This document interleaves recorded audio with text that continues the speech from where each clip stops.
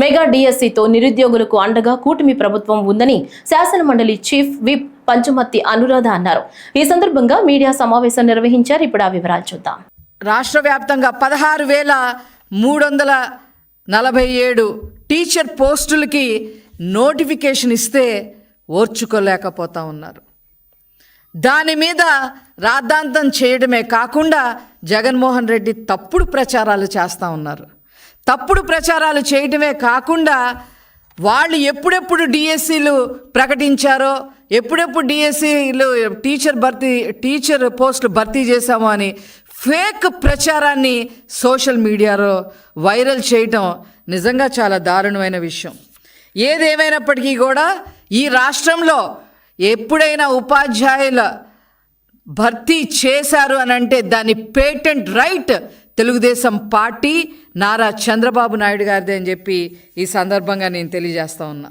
94లో 16,238 పోస్టులు, 94లో 16,238 పోస్టులు, 96లో 16,838, 98లో 29,269, 2000 సంవత్సరంలో 24,388, 2001లో 26,129, 2002లో 31,699, 2003లో 12,430, 2014లో 8,926, అలాగే 2018లో 7,254.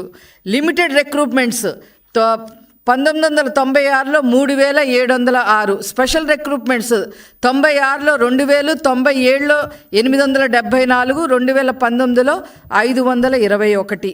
గ్రాండ్ టోటల్ 1,80,272 పోస్టులు భర్తీ చేసిన ఘనత నారా చంద్రబాబు నాయుడు గారిది.